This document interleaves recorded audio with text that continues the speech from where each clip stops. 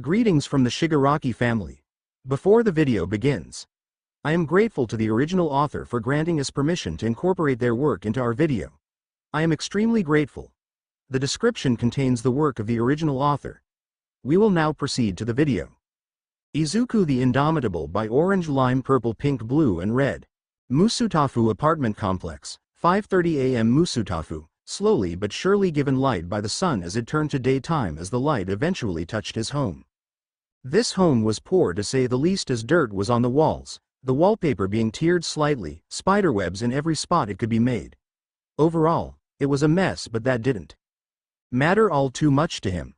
All he needed was a base of sorts, the type that could serve as a place to sleep. Most of the rooms were wrecked and trashed, some spots having burns and claw marks, but he wasn't all that picky. He was laying down on the cheap and ruined mattress, motionless and unaware of anything happening around him. Izuku. That was his name. 7:40 a.m. He wasn't asleep at all, just laying down, and he did that for the past couple hours. Izuku sighed as he got up from his mattress, leaving the room he was in. He was a skinny and frail-looking guy with not the most clean body, standing at around 5 feet 4 in height with black dirty hair and black eyes. He was wearing a black hoodie and black sweatpants that were a bit too big for him. His eyes had dark circles underneath, his lack of sleep being noticeable by anyone. He went over to a cracked and broken window in what looked to be a kitchen to see the sun. He looked at the sky for a second before using his fingers to measure the time. 7:20, no 7:40. He stayed at the window just to breathe in the air, before he pushed the hinges off and climbed out the window. Izuku gripped onto the cracked and weak wall of the abandoned apartment complex he lived in. He kept climbing until he made it to the roof of the building, and when he did, he let his feet dangle off. No clouds. This day may not be so terrible. He sat there peacefully without any sense of annoyances. Izuku listened to the wind whistling, breathing in the air and having a moment of peace. This wasn't the first time he's done this, as it was the norm for him, listening to everything he could with what free will he had left. Izuku could do nothing more than what he was currently doing now. The sun is getting brighter by the day. I suppose it is spring. Not much thought came to his mind, as he didn't have anything to think about besides the weather and time. As if he had no other want or desire at this moment. This process continued on. Izuku watched the sun rise up before it began to fall back down. Time's almost up. Izuku took a long breath in, gazing at the sky and sun. Just a while longer. He thought to himself, like if he was having a conversation with nobody else. The sky went from a bright blue to a bright orange as the clouds were no longer visible to the naked eye. This was a regular day for him. That's enough for me. Izuku moved a bit from his spot on the roof to climb back down through the window and back into his apartment. Every time he went back inside, the fact that he had nothing came back to him. The only thing he had was his thoughts. Izuku walked back to the room he supposedly sleeps in, contradicting his massive eye bags. He laid down on the old mattress and rested his head on his arms, letting his thoughts wander off. One specific thought being, why must you continue to follow me? I have nothing left for you. That was the thought that plagued his mind for the majority of his days, as if he was expecting a response. Izuku closed his eyes to get some rest, some light seeping through the window and cracked walls. This was the average day of Izuku. Chapter end notes. Thanks. Chapter 2 Chapter summary. Things are picking up. Chapter notes. I decided to add another chapter before this one. I think it's better. See the end of the chapter for more notes. 9:29 a.m.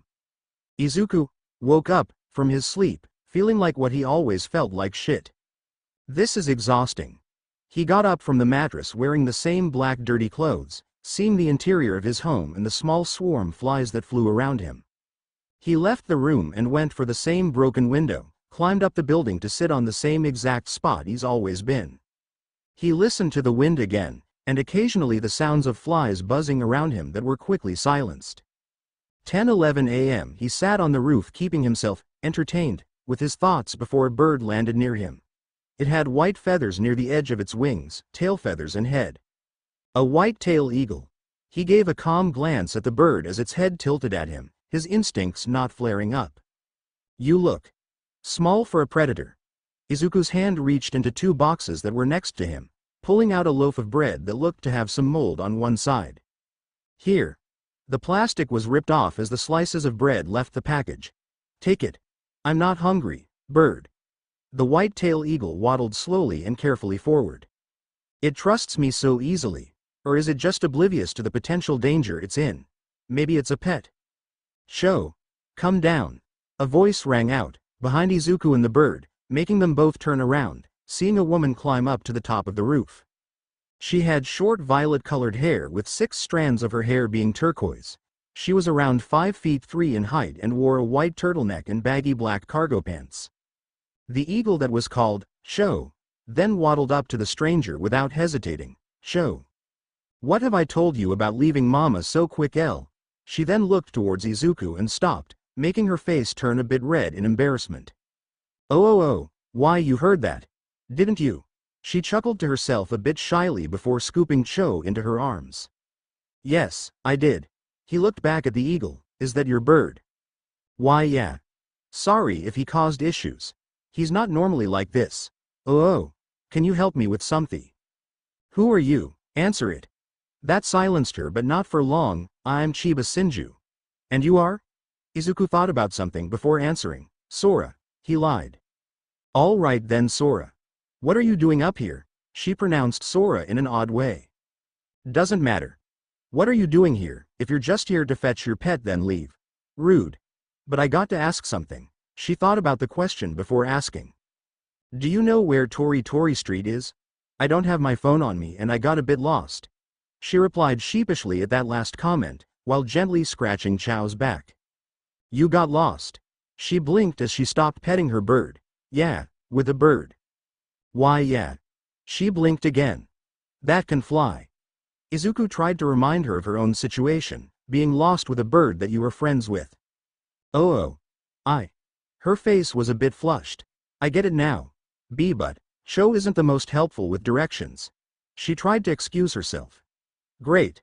I got to do this now. It's 8 o'clock from my perspective. Izuku pointed to his 8 o'clock view. So go straight in that direction for 20 minutes. Once you walk past a restaurant called Washoku, that's when you've gone too far. If you pass by a school, then you're in the right direction. You'll find a small alleyway on your left. Go in there, and you'll find the entrance to the street. Now, if you're done wasting my time, I have things to do. Izuku lied, not even bothering to look at them. Chiba tilted her head, clearly unconvinced. Hey Sora, perhaps you could guide me? It'd be really nice of you if you could do that, please? She asked sheepishly. No, I prefer to be alone. It'd be best for both of us. Really? Pretty please? Chiba looked at him with puppy eyes. No? If you do it, I'll get you some ramen. Chiba attempted to bribe Izuku. No, and you won't convince me otherwise, Chiba. The thought of ramen for lunch was tempting. Chiba pouted, crossing her arms. Fine, but remember, I could have made you some really good ramen. You'll be missing out, she grinned once she finished speaking. Izuku rolled his eyes, not caring. Just get out of here, already. I have better things to do, he muttered, turning away from them. Chiba stood up, brushing herself off, while carrying Cho. Well, alrighty then, I guess I should thank you for giving directions. Safe travels, she grinned, giving him a little wave as she climbed back down. Izuku sighed, rubbing his temples. Well, she's gone now, he thought to himself as he looked behind himself, as if someone was right behind him. How did she even get up here? There isn't even a ladder, he pondered quickly. Maybe I could do something other than wait. Once he thought about it, he immediately turned around. No, not now. For hours on end he kept himself planted on the roof of the apartment complex, just listening to the wind. He had something to think about after every hour, something to look at, something to ponder about. Strength draws in strength after all. It only matters about the caliber of such strength. That big woman, around 20 meters. Growth Quirk, she doesn't deserve my attention, though her size and strength could be of some use against me, but everybody else that was there won't stand much of a chance. He reminisced on his senses, feeling a giant-sized woman, landing a dropkick on some smaller guy. Her potential is vastly limited. Nothing too special, but she could survive. Izuku then walked slowly until he fell of the building, falling off an apartment complex that looked to be around 6 stories high. He gracefully landed on his 2 bare feet, while landing on specks of broken glass. Not that it could pierce his skin. Maybe there'll be someone who can make me feel alive. He walked over to a fence with barbed wire on the top and leapt over it casually. He turned around to face the apartment complex, which was run down entirely, there being large holes, cracks and vines on the building. The smell of trash and rust everywhere, empty barrels with ash and dust in them. What a nice day, outside Aldera Middle School. Chiba was humming a tune to herself while her eagle was perched on her head. So, what do you want for lunch? Cho cheeped, like if they were having an actual conversation. Just the regular. That's cool. She glanced at the people were filing out of Aldera, remembering the directions she was given. If I walk past a school, I'll be in the right direction. That's what he said, wasn't it? Then he said, take a right? Chirp cheep chirp. A left. She glanced at her left and saw an alleyway. Actually yeah, it's a left. A bird has better directions than me apparently. She thought as she walked over to the alleyway, her eagle named Sho still on her head. Sora. She thought about his name. Was he homeless? I should have asked him about that. Ah. Fuck. Is he still following me? I might have to get out of too. A gooey, slimy, grimy sludge monster came out of a manhole cover, like if it was a normal occurrence for him. Well now. I'm saved. The sludge monster wrapped up Chiba in his slime while Cho squawked and got off her head. Wait. Let go of me you sludge fuck. She squirmed but the sludge got her good. Sorry. Some number 1 hero is coming for me. Gotta hide in some fucker. He laughed out loud as his sludge started to enter her mouth. Screech. The eagle then scratched at the sludge's beady eye. Aw. Fuck. You feathered bitch. Resulting in the bird getting slapped towards a concrete wall violently. No. Cho. The slime went down her mouth heading straight for her stomach and insides. Don't put up a fight.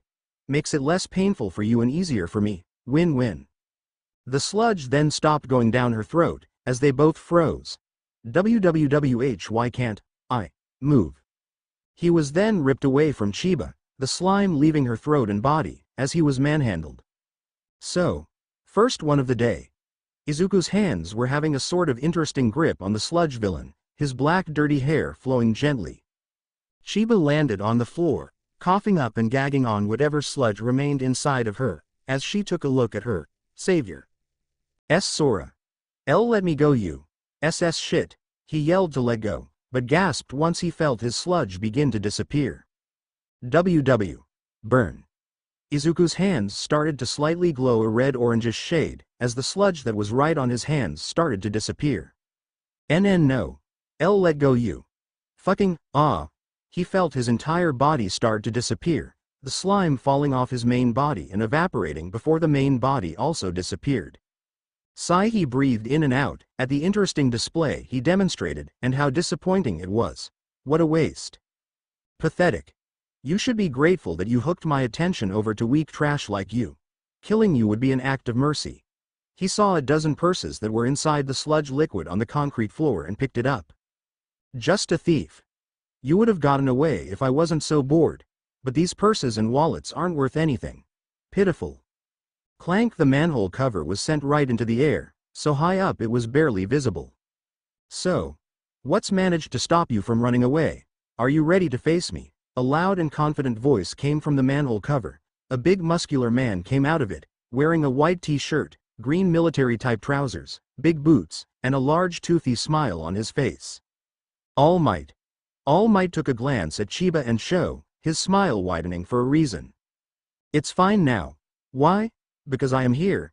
Izuku looked at All Might with contemplation, his dull expression changing once the hero came into view. Finally. Maybe this day won't be so boring. Chapter End Notes. Thanks. Chapter 3 Chapter Summary. All Might and Izuku fight. Chapter Notes. My first fight scene. See the end of the chapter for more notes. Musutafu City. All Might. All Might, the #1 hero of Japan, the symbol of peace, the strongest hero on the planet, was right here in front of Izuku. It's fine now. Why? Because I am here, he yelled boisterously while Izuku thought carefully. Finally. Maybe this day won't be so boring. Chiba tried to stop them, but, smash. All Might went for his smash, hitting Izuku right in the gut and sent him flying back. Whoosh! Chiba could barely watch as All Might's smash landed on the person who saved her. Seemed to have finally caught that slippery one. These sewers can be a pain for anyone. I'd like to apologize for my slow effort. I may be the symbol of peace, but even I have trouble with directions, ha ha ha. D, don't worry. N, no biggie. B, but you got the row. She tried to speak but was silenced. Not bad at all, All Might. A familiar voice came from the dust. But, he paused for a second, still feeling the shock of that punch. I'd thought you'd hit harder than that. Izuku walked out of the smoke looking completely fine despite the strong attack that was unleashed on him. He made this soft and fleshy body gain damage like it was nothing. I commend him for that. He's still standing. He is strong, I'll give him that. It's been a hot minute since someone could stand up from a smash. All Might's smile widened a bit more. Finally. Someone who can fight. Izuku's hand gripped a railing to his side. Wait. T, that isn't the GU. Chiba tried to stop him but couldn't get the words out. Zip! A piece of metal from the railing zipped right by All Might's ear, him reacting to it in time. Super strength. But wasn't the slime his power? You won't win by standing still. Izuku aimed his fist right for All Might's jaw at getting caught. Fool. He performed a front leg sweep on All Might, knocking him off balance and getting his hand back. He's pretty strong. I can't let him escape. All Might thought as he regained his footing. T, that's not the guy. Chiba's voice was silenced by the rustling wind, as she held onto Cho. All Might grinned at Midoriya, as he slowly walked closer. Stronger than I thought you'd be. But I must bring you to justice. Texas smash. He tried to land another gut punch on Izuku as it was unfortunately blocked by his hand, but not without some backlash and strain. This is what true power really is. Izuku's muscles strained and shook from the punch, his hand feeling hot as smoke came from it. But, his other arm blitzed his All Might's throat, getting in a swift and sharp jab right on the spot. Not good enough form. It's so fast. All Might stumbled backwards, buying himself space. I'm not used to fighting bad guys on this caliber. But he paid the price when he felt his head get smashed into the concrete road. Crack. Why does he have super strength? What happened to the slime? All Might quickly covered his face and body with his arms, feeling every blow Izuku began to rain down on him. I may have to use this move now, he breathed in before yelling. Colorado smash. He lifted and crunched his legs to his chest and hit Midoriya with both of them, sending him flying upwards. Whoosh! All Might grinned, as he prepared to go for a finishing blow. It's time to end this. Izuku felt all the wind pass by him. He went so high up the clouds looked much different than from the ground, while his chest had a massive dent in the shape of 2 feet. That was a heavy hit. I'm surprised such power actually exists. His ascension slowed down a bit while he felt a liquid in his throat. My blood. Izuku coughed out some blood from that kick while he was nonchalant about this entire situation. He took a shallow breath in as he saw All Might charging at him from below. It's all over for you, villain, Detroit. Izuku, however, didn't even try to block the attack as he was punched right in the gut. Smash. The resulting blow would have sent him flying even higher, but he was grabbed by the hero, keeping him close to All Might. Get off me already. Izuku asked nonchalantly while they were motionless in the air for a couple of seconds, giving Izuku enough time to try and pry All Might's large hand off of it, but he didn't have enough time to successfully do it as they started to descend rapidly. Once they got close enough to the ground, All Might slammed Izuku right onto the road and created a crater in the shape of him. Alaska smash. Boom! Chiba managed to get far away enough and laid herself against a wall while holding Cho, trying to get her bearings and strength back. Don't be afraid now. All Might fell to the ground as he kept smiling. It's now over. He held up Izuku by the ankle, holding him like how a child would hold a doll, thinking he was down and out. If it would only be that easy though. That was a real workout. So beautiful. Izuku freed his foot from his grip and lifted himself up with one arm and drop-kicked All Might in the chest. The result only had him staggering for a second. He's still up. All Might lowered his guard while thinking, getting his right thigh kicked in the process. Arrogant. Then grabbed by the scruff of his white t-shirt and punched right across the face. This guy isn't a joke. He tried to swipe at him, but Izuku dodged underneath and jabbed All Might's left side. All Might sucked the air through his teeth after feeling that hit. My weak spot. His head was lowered and was given an uppercut quickly before Izuku jumped up to grab All Might from the back of his neck and tossed down the street. The hero got up quickly and reacted with instinct when he saw Izuku running at him. Texas smash. Fear. Izuku slid right underneath All Might's left arm, wrapping his arms around his waist and suplexed him into the ground. This isn't the same person, I'm losing my focus. He then was immediately kicked in the left shoulder like a football down the street. I'm disappointed. Midoriya groaned as he walked down the street where he kicked the number 1 hero down towards. I can't hold back so much anymore. Stop holding back, or you'll die. I need to finish him, right here and now. Don't croak on me yet. Hero. Izuku breathed in and out, to settle anything that was unsettled for whatever reason. New York, smash. All Might blitzed forward, much faster than before, preparing to land an overhand blow straight for Izuku's face. But he didn't attempt to dodge, block or any sort. Crack. Boom! A large-scale explosion came from the overhead strike, as it smashed Izuku's face straight into the ground, putting him in between a rock and a hard place. All Might's fist and the earth. Take a guess which one is the rock and the hard place. The dust cloud began to subside slightly, but not entirely, as All Might couldn't see the complete result of the impact to Izuku's face. It's over. He felt tired for once. Even if the fight was quite short, it was the longest one he's had in years. This isn't great. All Might looked at the surrounding buildings, seeing that they did sustain some damage but not anything major or severe. Well, let's get this guy out of here. Well done, All Might. You managed to deal such damage to me. Izuku spoke as the dust cloud finally settled and everything was clear. All Might couldn't get a word out before he was kicked off his feet with his back on the floor. Izuku stood up, looking refreshed as the damage he took was non-existent. You've dropped your guard. Pathetic, now you'll know the punishment of such weakness. He looked down at All Might with a discontented look. How are you still standing? All Might got up and backed off a couple feet immediately. You're strong, All Might. Paused just to take a look at the number 1 hero. His will isn't weakening, it's nowhere close to shattering.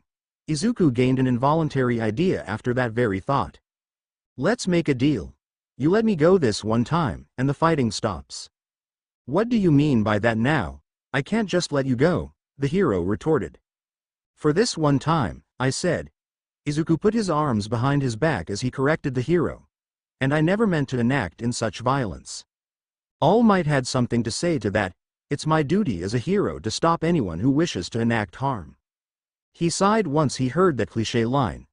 I wish to stop enacting harm, and you continue with your desire to brawl with me. Izuku continued to push through with his plan to stop fighting All Might and leave peacefully without having to put any more energy into this. You're acting like a brute rather than a symbol of peace, boy, he silently accused back at the hero. He pointed at Chiba, who was pretty far away but still noticeable. There's someone over there who got attacked by some sludge. Why don't you help them?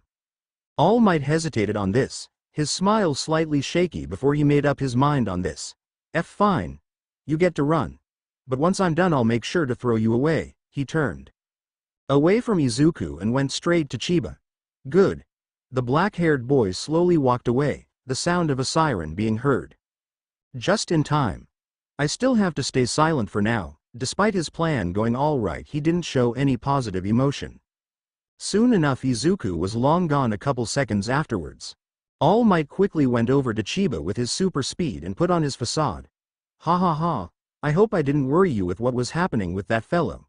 It's fine. Chiba leaned against a wall while she looked up at All Might's height. May I ask you what happened in the time where the villain attacked? The green gooey one? Yes, please do tell me. All right then. She began to explain everything that happened in the past couple minutes, her attempts to get home thanks to her getting lost, the sludge villain accidentally encountering her and planning to take over her body, and the fact that Izuku saved her. He saved her.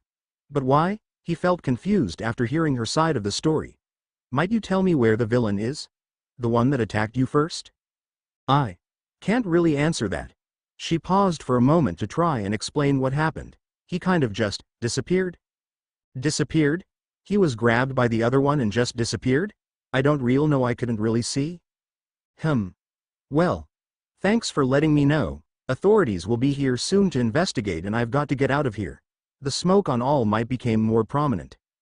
Yes, sir. Wish you the best of luck. All Might stood back, squatted and jumped straight into the air while Chiba laid against the wall. In the air, All Might was practically gliding, while his body kept emitting more steam. Damn it. That fight really worn me out. He quit gliding as he landed on a building, right before he transformed into something much skinnier, more scrawny, more weak, much more pathetic. All Might lost all his muscle, his body being nothing but skin and bones, his shirt being too big and baggy, same for his military trousers, his hair had looked more messy and expressive, while although he got his blue eyes back. But that's my fault. If I only didn't jump to conclusions so quickly, I might have been able to stay in my hero form for an extra half an hour. He stretched his back a bit while thinking what to do now. That all happened so quickly. I've got to let Tsukachi know about this. He pulled out his phone to dial the number for his friend. It could have just been my loss of focus or lack of actual fighters, but not many people have been able to put up a fight against one for all and actually escape. Up high in the air, a young-looking man was flying in the air with his red wings. He had blonde hair that is shown to be swept messily backward, with some little strands poking upwards. His red wings were large, each looking to be the same size as an average-sized car, as they flapped in the wind keeping him airborne. The clothes he was wearing resembles an aviator's uniform that included a black shirt with a golden pattern, with a tan jacket with a high collar that reached up to his chin, and a yellow see-through visor over his eyes and a pair of headphones that covered his ears. He looked fairly handsome as well.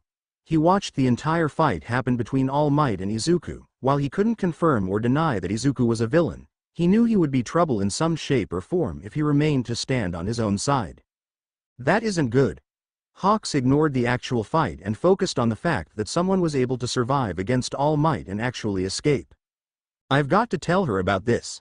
There haven't been any villains like him in months. The damage could be bad if I let him go. He pulled out his phone and called a certain number. Hey ma'am, I just picked up on something you won't believe. Chapter end notes. Thanks. Chapter 4 Chapter Summary. Hawks notifies the HPSC of what Izuku did, and it starts to spread.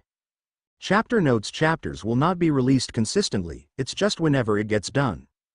See the end of the chapter for more notes somewhere near the apartment complex. Izuku was walking home, barefoot and feeling a bit chilly from the wind. This day has been an eye-opener. All Might's strength isn't exaggerated at all, it seems.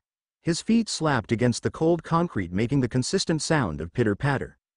I only have so much left in me, shouldn't have wasted it on whatever that sludge was. He thought about Chiba Shinju, not for long, but he didn't forget about her so quickly. It has been a while since he's talked to someone, or something. What is it that has me so encapsulated about her? Izuku couldn't get her out of his head. Am I starting to despise my loneliness or what? Izuku's home entered his vision, but his mental state didn't change, his thoughts still set on what happened in past couple hours. Or am I desperate for any type of connection with people? Izuku jumped over the chain-link fence, walked over to the cracked wall and began climbing. Midway through climbing the wall, his mental state did change, almost forgetting about his curiosity set around Chiba.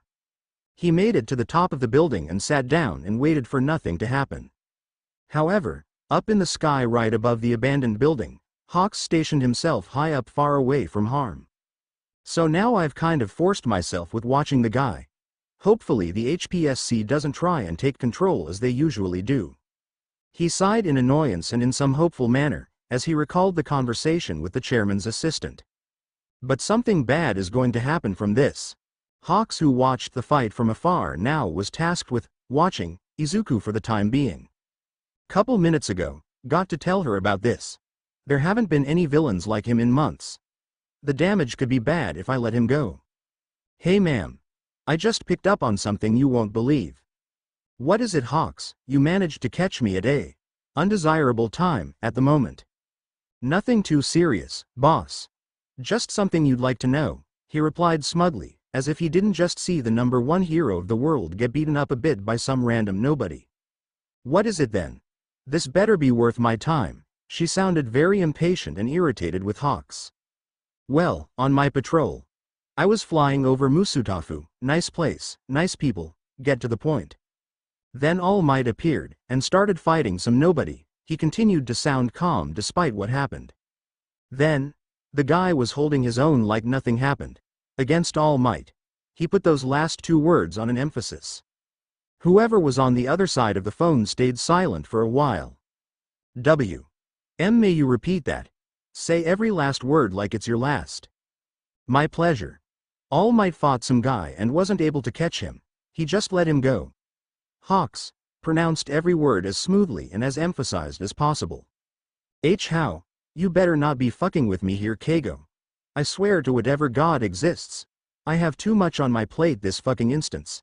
And if there is some kind of villain that can beat All fucking Might but you're just lying to me, I will fucking. No, it's not that All Might lost, it's just that All Might left the guy alone. He just left, just like that.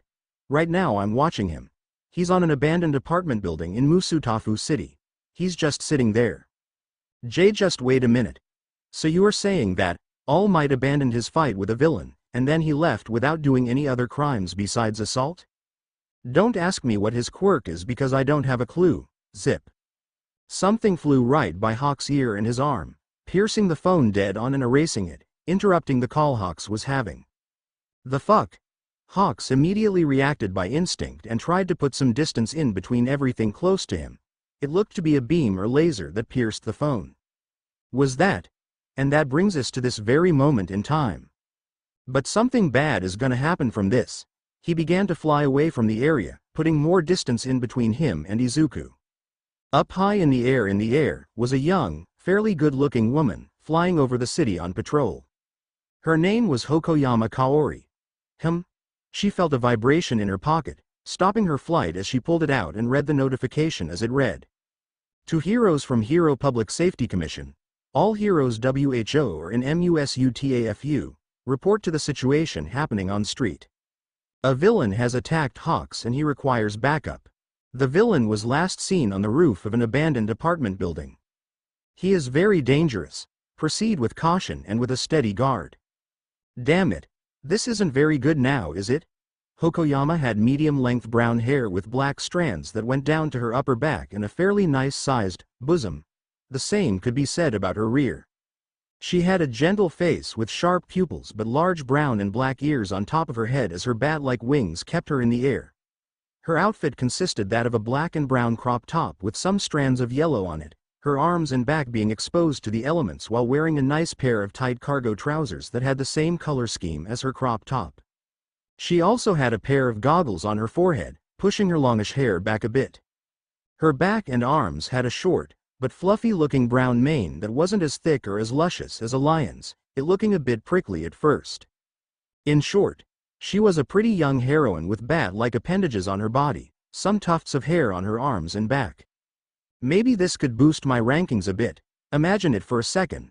The rank 201. The Bat Hero. Flitter Mouse. Heroically and bravely saved the number 3 hero from death. She giggled a bit while making gestures with her arms and hands.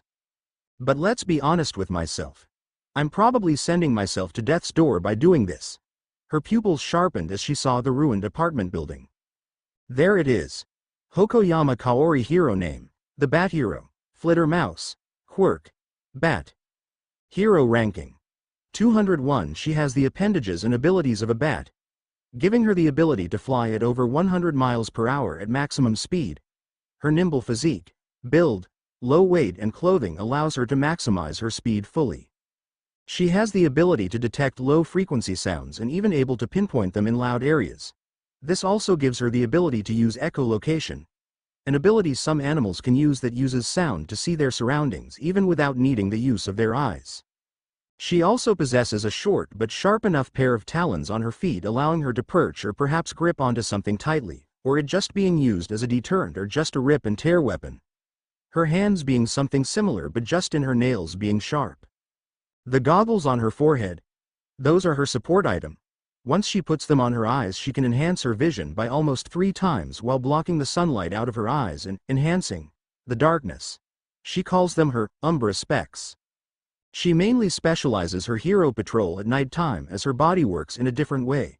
She can fully operate her body for almost 120 hours without stopping. But her body requires her to rest for 20 hours at the average. If you are wondering, yes, at times she does sleep like a bat, perched on the ceiling and whatever strong hanging spots she finds. There have been pictures taken of her sleeping on lampposts. Her body itself has taken time to develop thanks to the mutation-type quirk she possesses. As in the past, her body has been quite frail and vulnerable, her abilities not being at peak performance as they are now. These include weak and blurry vision, weak and underdeveloped wings, and a bad sensitivity to light. But in time her body evolved, and soon enough her body developed enough once she came of age. That was the moment she fully decided she would become a hero. Now then, Hawks. What did you get yourself into? She approached the abandoned apartment building from the air, slowly descending downwards, while her umbra specs adjusted themselves to the right degree. Her umbra specs kept adjusting themselves and her pupils did the same, but they couldn't detect anything in the air so far. Maybe he got away. Or did the bad guy get him and took him hostage? This may be worse than I thought. She sighed with an unsteady breath as she approached the den. Either way, if I want to increase my rankings I got to make him pay. Apartment complex. Midoriya breathed in and out, keeping his meditative stance at a steady position. The lotus position is his favorite. He groaned in annoyance once his senses picked up on something, or rather someone. Who is this now? It's flying. It's nothing dangerous to someone like me, but nothing like the regular. Might be another hero trying something. He thought to himself, his eyes slowly closing and opening slowly, keeping his breathing in check. Someone who can fly. That's nothing special. He felt her eyes finally locking onto her, as he glared back, taking a look at her build, her body, whatever attributes she possesses. Nimble, not much muscle, wings, extra hair, goggles, and a nice pair of tits, and a good ass. Well, she certainly doesn't look like a complete idiot, I'll give her that. He stood back up on his bare feet. Izuku watched as she descended down to his level slowly but surely. She's keeping some distance. Not the worst choice she could have made, better. She finally made it onto the roof, landed on her two bare feet. Fuck, how'd I start this? She mumbled to herself. Apologies. But I was given the word that some guy caused the number 3 hero some trouble? Hawks? Is that correct, whoever you may be? She spoke a bit nonchalantly, but he could still tell she had her guard up. Amateur. You don't have a chance against me if we were to battle. And I believe those words completely. Hokoyama had a drop of sweat roll down the back of her neck. So, are you confirming that you potentially took down Hawks? She took a step closer, cautiously. Izuku's left hand tightened as it curled into a fist. And if I did, what would you do? Hokoyama flew forward at a fast speed right at Midoriya, closing the distance in less than a second. This. Unfortunately for her, and unsurprisingly for Midoriya, her attack was caught easily. Not by Izuku's hands. Not by his arms. Not by his legs, body, or anything like that. But rather, his gaze. The only noticeable tell was that his eyes flashed red, but only the most aware and the ones with the quickest reaction could see the flash. Hokoyama wasn't in any of those categories. As her body remained motionless and airborne. W.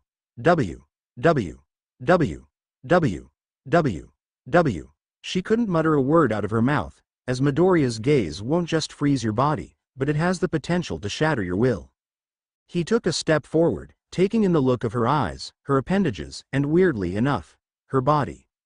You aren't ready for this, rodent. You are up against the wrong opponent, which is me. Izuku sized her up, while sounding dramatic. As punishment, you'll receive a painless strike. His eyes lowered slightly. It may still kill you. His powerful gaze released Hokoyama as she was sent flying back, at an accelerated speed. Boom! She screamed in pain as her body went through 2 buildings, as some of her skin peeled off, as it going so far back you could see her muscle. She slowed down as she bounced off the road, again and again, passing by people, cars and some heroes. After one final bounce, her body collided with the base of the HPSC headquarters main structure, cracks forming so high up the building it almost reached the roof. HPSC headquarters. Sai, the woman who was on the phone with Hawks, the one who gave the signal for heroes too. Charge into Musutafu just sighed at the situation occurring while pinching the bridge of her nose. Miss Mara. The situation is currently being handled. There's no need to worry. Sigh. How many heroes are currently on the move to Musutafu? Her subordinate checked his phone, seeing that a handful of heroes were approaching the area and street that was in Musutafu. Around 12. Ma'am, there's nothing to worry about. Boom rumble, the entire building began to briefly shake as the windows began to shatter into many pieces. Miss Mara. We're under attack. Get down. The subordinate reached for Mara and shielded her from whatever he could. Surely enough, the building stopped with its shaking, and once it calmed down, Mara was soon enough let go. What was that? The door burst open, revealing some specialized HPSC security guards. Miss Mara. It's the bat hero Flitter Mouse, she's hurt. Then bring her up to our infirmary, she yelled at them, which had them running away to follow her orders. She stood up and walked out of her office, pinching the bridge of her nose, leaving one of her many subordinates behind in her room, while thinking of what to do in this very dangerous and sudden situation. So, Flittermouse was beaten easily, and we still have that villain in Musutafu. Amazing. She thought that last bit sarcastically as she couldn't help but groan while grabbing her face expressively, pulling out her phone to see the request sent out for heroes. So, some heroes are already on their way to Musutafu or are already there. Half of them aren't even the same rank as Flittermouse, unfortunately. Was Flittermouse the first one to enter the scene? The first one to find the villain who fought Hawks? She ignored all the panic happening inside the main headquarters, simply being too tired to care. If that's so, then every one of those heroes will get eradicated. She turned around to see Flittermouse on a stretcher, being taken into their own infirmary room. This kind of thing needs the chairman's attention. She continued to groan while going up some flights of stairs. I don't really have authority to deal with problems this big. This day was not going so great for Miss Mara. Apartment complex. Multiple low to mid-level heroes arrived at the apartment complex, but they couldn't find anything or anyone in the area. Hey, did you find something? A hero with a blowtorch on his forearm asked another hero who was on the roof. Nah. Just some junk. Didn't the HPSC say something about some villain who beat Hawks?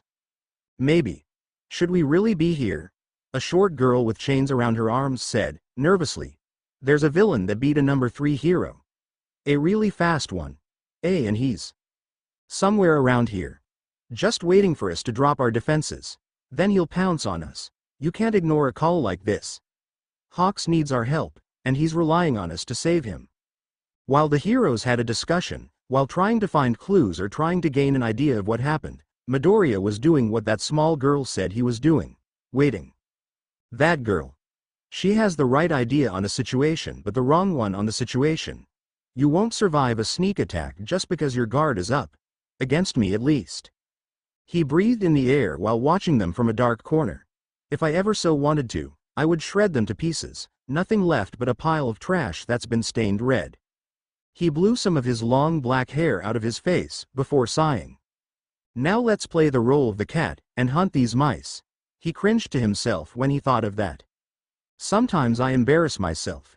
Izuku stepped out of his dark spot barefoot, purposefully making loud enough footsteps while his face remained hidden.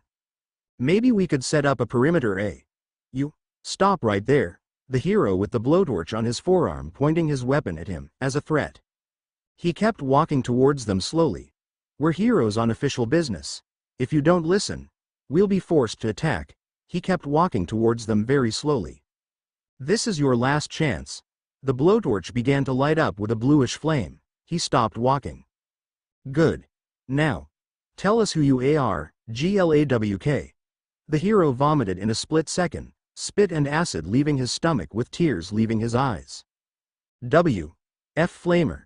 Are you all rig, HUUK?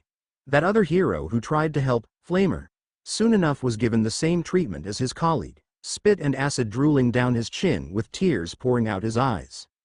Now. Let's get this over with. Midoriya thought to himself, before making all the other heroes heave over in pain and agony. They can't even withstand one. He grabbed one of them, the one with the chains around their arms, by the hair as he whispered.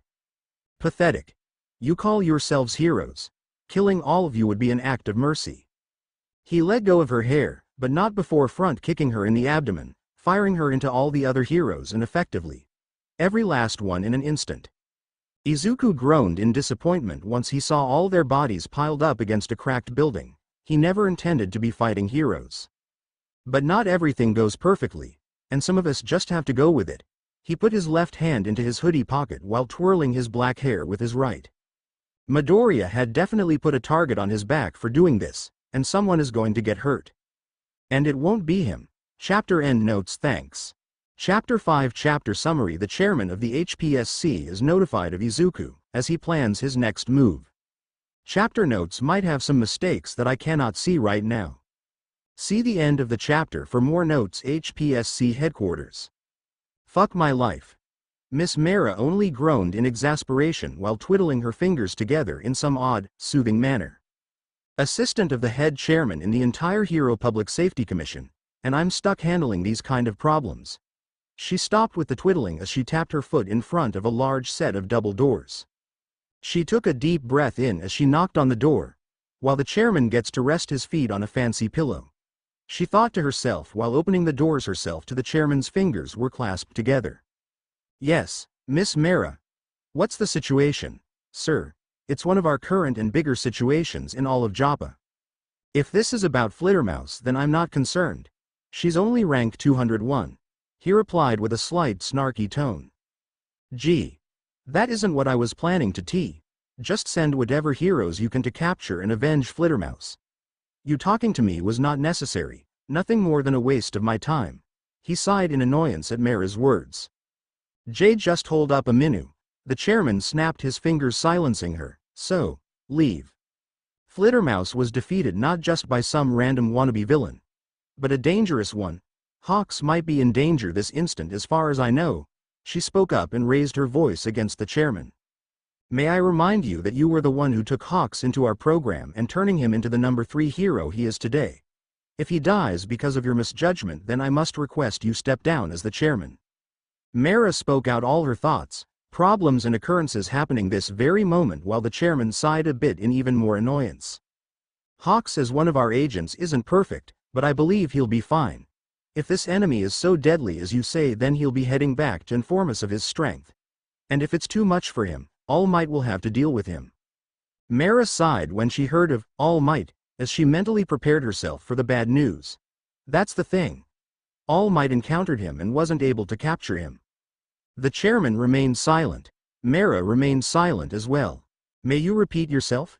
I hope my ears aren't starting to give themselves out after all these years. Great. Now he's finally understanding the situation. Knock knock knock.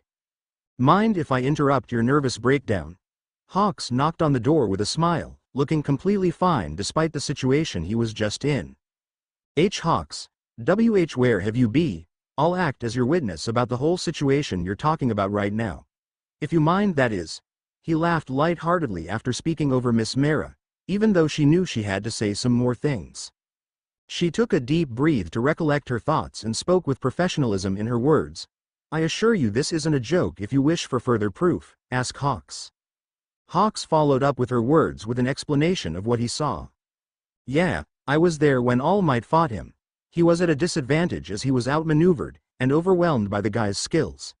Then after the fight he just left, without arresting anyone. It was very weird altogether. So. All Might abandoned the villain and left. If he was overwhelmed by one man, then he is the biggest threat to society. By chance. Do you have any more information on this enemy? You did see the fight happen. Did by chance you could see a potential weakness? Do you at least have an idea of what his quirk is? No, I couldn't find any weaknesses, and his quirk could just be super strength, but I heavily doubt it. We're up against an enemy who held his own against All Might. We'll need every last top hero aware of this dangerous foe. But we can't have people learn of All Might abandoning a fight of the existence of someone rivaling his power. We can't have anyone learn of this. This conversation stays between the three of us until the situation is under our control, but for now we need more information on the situation. How did you manage to escape Hawks? He scratched the back of his ear while his hand laid under his chin. Well, I don't think he was trying to kill me, he just shot something at my phone and shattered it. I couldn't even react to it until it already happened. I think it's fair to say I'm out of his league. Hawks scratched his head sheepishly while explaining why he couldn't communicate. So his quirk could still just be super strength. If that is the case, then this will be easier than I thought. Care to elaborate, sir? The chairman laid back in his large chair. I'll discuss this with the both of you later. For now I'll have to message the chief of police in Musutafu. So, you aren't just going to send someone like Nagant to deal with this? No, we have no idea on who this adversary is, and if super strength isn't his main power, then we are underestimating someone who could hold their ground against All Might. I'm not taking any chances. Miss Mara listened to their conversation as she thought to herself about the chairman's words and expressions. It's rare to see the chairman so worked up, but I don't exactly blame him. There haven't been many villains who are at rank C this year. That thought was very true, as All Might was able to defeat and vanquish any type of villain with ease, from villains who lay in the F tier to villains who were in S tier. Rankings in the world of heroes. Villains are given rankings judged by their actions and crimes. These can be viewed as a way to understand what kind of villain heroes are deciding to deal with. The entire system is a bit flexible and not completely solid. F rank. The common thug with a useless or no quirk at all. No threat to heroes. E rank. A criminal who has some type of use for his quirk. Still no threat to heroes. D rank.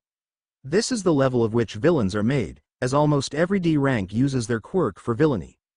These types of villains are around the same level as a low-level hero, the type of hero who stands below the rank at 600 as a benchmark. C rank. These villains are gifted with a quirk that is potentially dangerous in the hands of someone cunning. The danger of C-tier villains are normally compared to heroes who are in between the ranks of 600. B rank.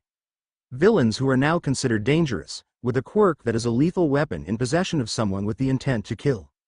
The heroes that deal with B-tier villains are normally in the 300s. A rank. Now, these villains are quite literally built different, with a strong quirk and tough bod. These types of villains thrive in the darkness, waiting for the right moment to strike. These villains are faced off against heroes who are in the top 90. S rank. Now these villains are a disaster waiting to happen. Everything about them screams deathly and deadly, as only the strongest heroes have the ability to battle them. Heroes who are in the top 30 are requested to deal with if one even still exists. SS rank. These villains are catastrophes waiting to happen. Their bodies, quirks and instincts are at the maximum level. Only a couple dozen have been recorded in the last century in the entire world, as these villains are defeated by the best of the best in their respective countries. SSS rank. This rank is given to bad people who are monsters created by the manifestation of their own power. Only one has been even spoken of in the past century, and only so few have heard of them. Now the rankings aren't that simple, as villains are viewed on their best abilities as a ranking in itself. An A-rank villain with the ability to breathe fire is at that rank because it's mainly ranked on their destructive power and not much else. Villains who lie below D rank are so weak that they are normally detained by the police, as heroes have better fish to catch. So what do you expect us to do now? Hawks was sure that if he fought against Izuku, then he'd be overwhelmed by his unstoppable brute force. For now, wait for future orders. Feel free to continue your hero work.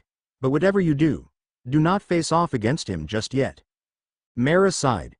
You heard the chairman, Hawks. I'll be gathering as much info as I can from Flitter Mouse.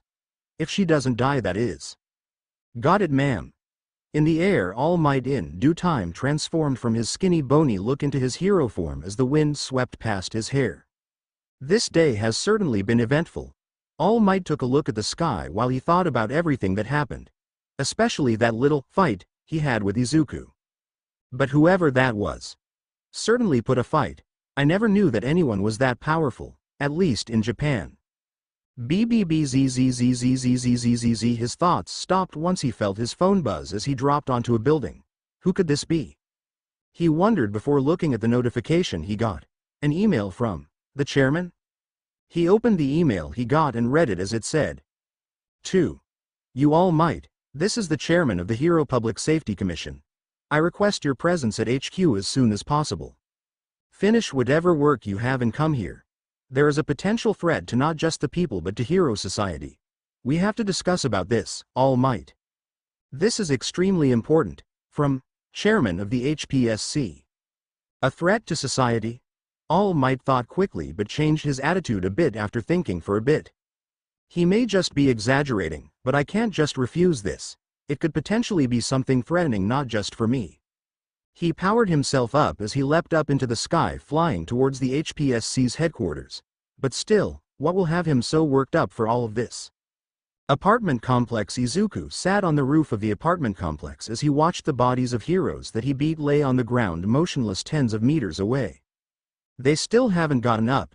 Perhaps they were some fodder looking for a way to gain glory, but they were sorely mistaken thinking they could ever stop me.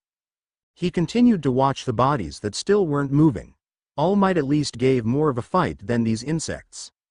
He began to twirl his long black hair with one of his fingers with a dull expression as he waited for something or anything to happen. Minutes passed as he waited just for anything to happen, literally anything. Some more heroes now? His gaze went back to the pile of heroes he thrashed through, seeing a trio of them near the pile, which had him stand up. This is just a waste of my time. HPSC headquarters. The chairman just sent the email to All Might as he thought about the current situation. After All Might tells me everything, we'll need more than just the symbol of peace to win this. He planned out his form of attack against his opponent, while his computer had the names of some heroes, that list being the Flame Hero Endeavor rank 2, the Rabbit Hero Mirko rank 7, the Shield Hero Crust rank 6, the Lion Hero Shishido rank 15. The Killer Whale Hero Gang Orca 14, the Magic Hero Majestic rank 11. The Chivalrous Hero Crimson Riot rank 41, the Blood Hero Vlad King rank 40. The Wrathful Hero Onryo rank 13, the Equipped Hero Yoroi Musha rank 10, the Battle Hero Gunhead rank 45. The Western Hero Snipe rank 44, the Turbo Hero Ingenium rank 39. We cannot have too many heroes fighting against him, and Onryo knows Musutafu quite well. We need heroes who can move at a fast speed and ones who can defend themselves and others without needing help, all-rounders that can hold their own. Even though the heroes that he had in mind were strong in their own elements, he didn't feel confident about this. All Might will be our backup if this fails, and if not, then Lady Nagant will be our last chance of succeeding. He sighed to himself while thinking of the possibilities of the outcome and the disaster this could pose if they fail. Looks like Izuku HS just painted a very large target on his back, and it's still ever growing.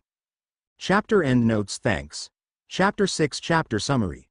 The email is sent to all the heroes involved in this operation, including the number 13 hero of Japan, Onryo.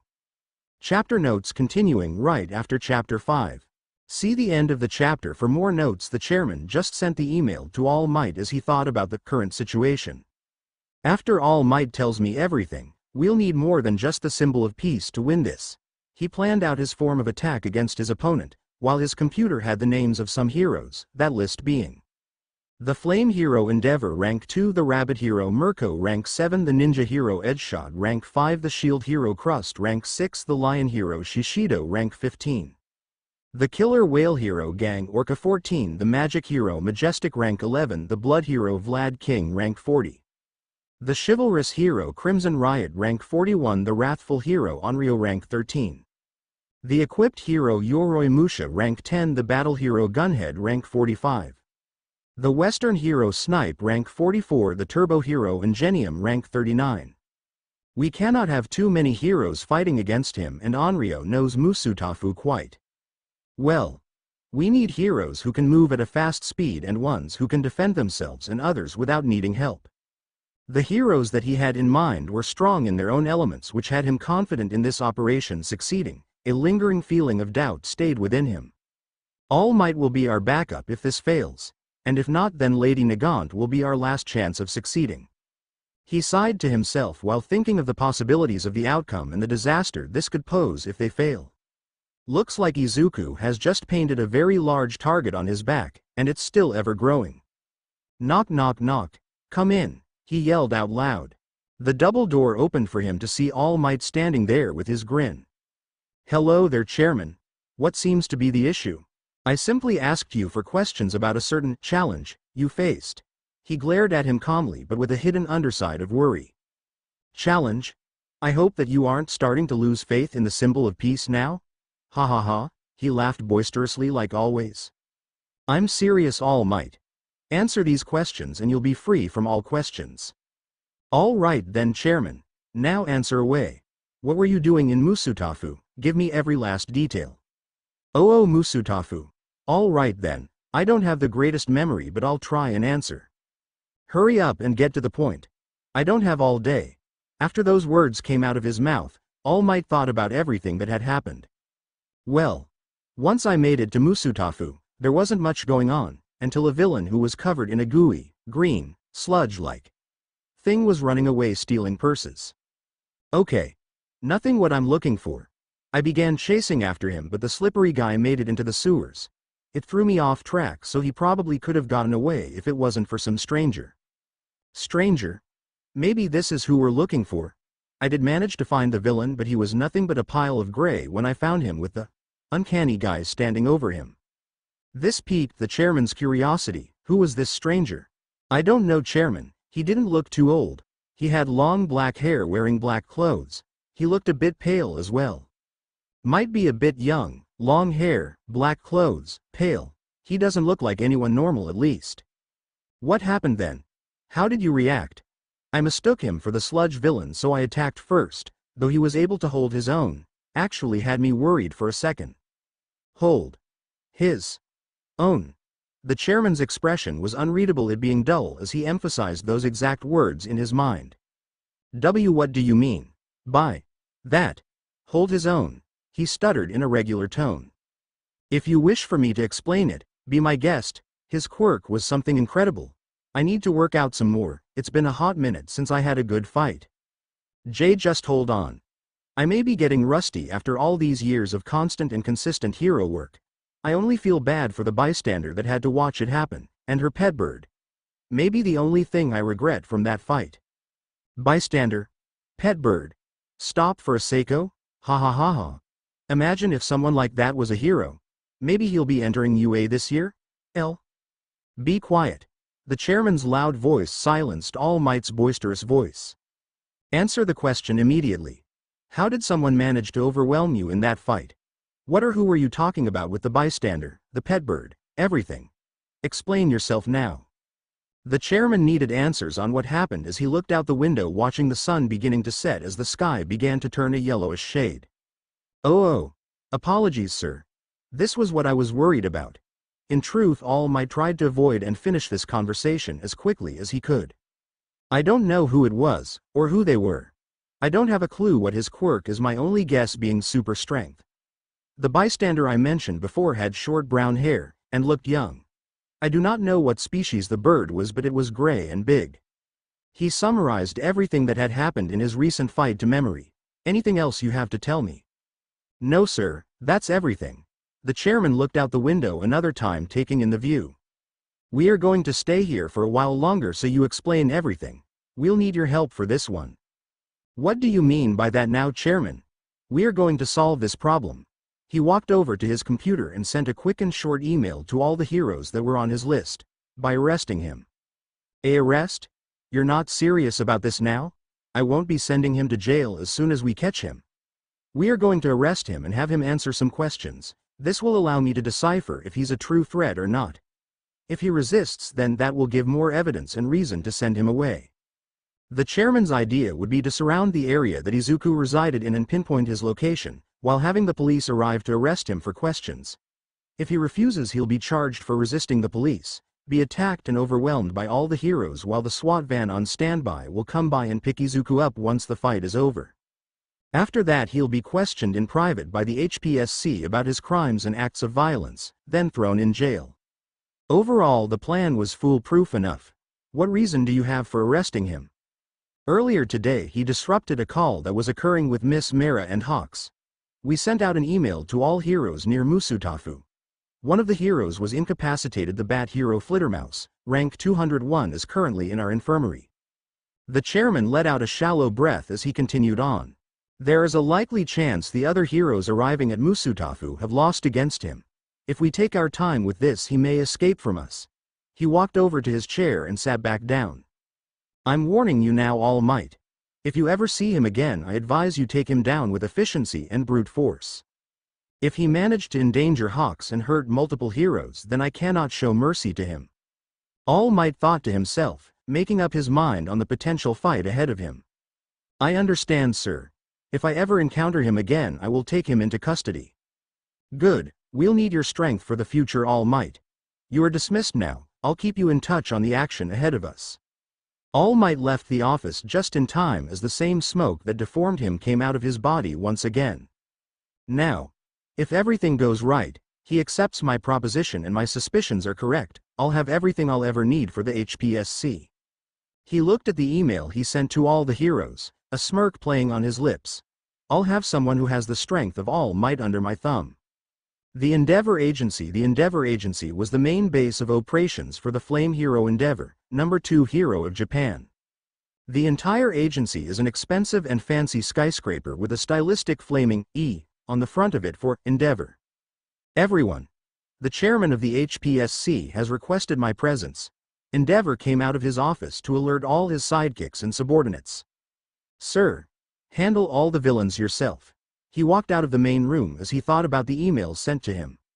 The villain has already endangered Hawks and sent a message to the Hero Public Safety Commission by defeating the Bat.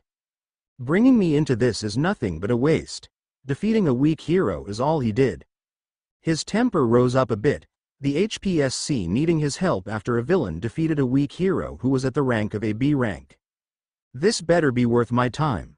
Tokyo Noga Hotel. Mirko, the #7 hero of Japan, the rabbit hero, would be considered entitled as a unique and special hero. Mirko was one for the heroes that didn't have an agency, home or special base of operations. As of now, she chose to stay at an expensive hotel. That was a nice shower. Her muscles flexed as she left the bathroom with a towel wrapped over her breasts and her butt. Her ears twitched when she heard a notification ping on her phone near the bed, her red eyes glaring at it. Now who's calling me at this time? She picked up a phone and looked at the email. From the HPSC chairman. Great. That stuck-up prick. She rolled her eyes at the thought of her boss, her relationship with him being uneasy. In short, their relationship began once Mirko started her job as a pro-hero. Her arrogant, sadistic and violent nature caused destructive and undesired outcomes for her fights. This gained the attention of the chairman, whose answer would be to require the rabbit hero to be placed under a type of probation. This probation would have her under strict watch by the HPSC, as her punishment for when she broke the rules of her probation would be severe. This created a feeling of spite inside Mirko directed at the chairman. So some villain in Musutafu. Hawks got attacked. Some bad girl got hurt. She summarized the email in her head, rolling her eyes again.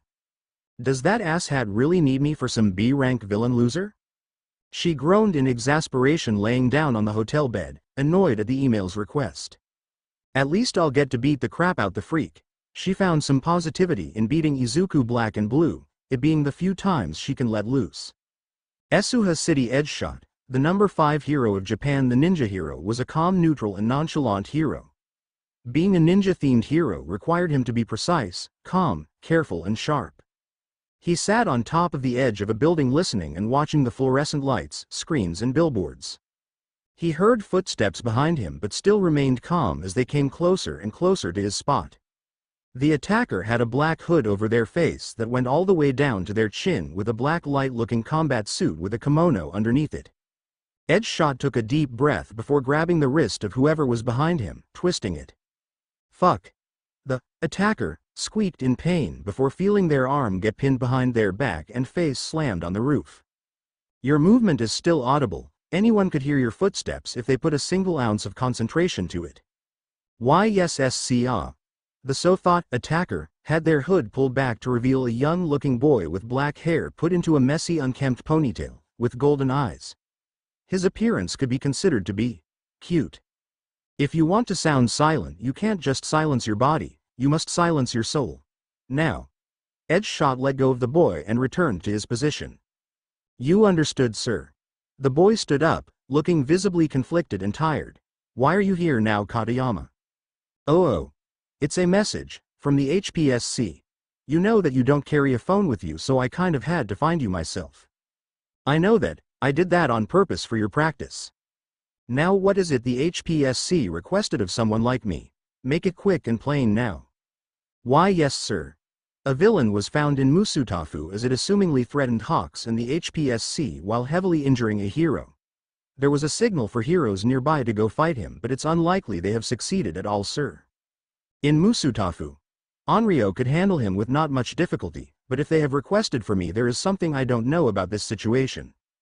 What else came from the message, or is that they had to say? No I don't think so. Sir. Katayama looked through the email, making sure he didn't get anything wrong. All right. Edge Shot stood up from his spot and thought about his next move. I'll be leaving immediately, you should head back to the agency. You understood sir. Whatever or whoever this is better not be something or someone that gets everyone burnt.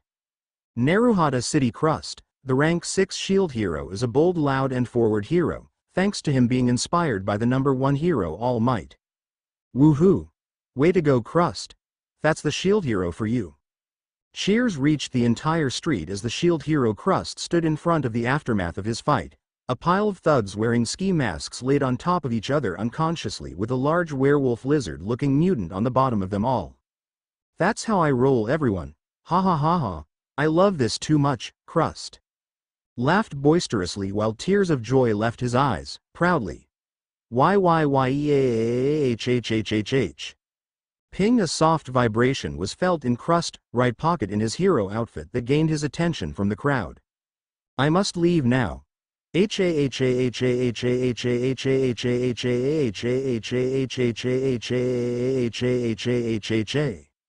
He said that quickly as he ran very quickly, away from any type of view while pulling out his phone. From the chairman? Must be something special. He opened the email on his phone and read everything about it, all to do with the situation with Izuku and his violent actions and message. A message? Who would be stupid enough to pick a fight with the entire Hero Public Safety Commission? But if this guy has the chairman acting like this, it must be somewhat serious.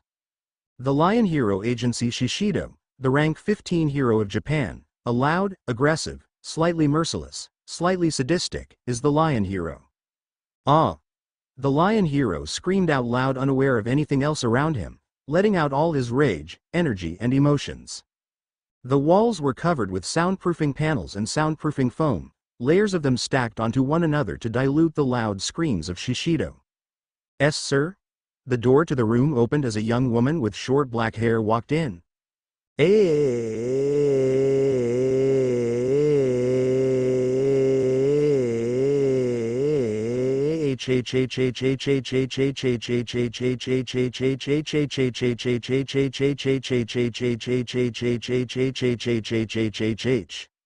He kept screaming as loud as possible, while he was swinging a baseball bat, over and over again, hitting nothing but the air. Sir.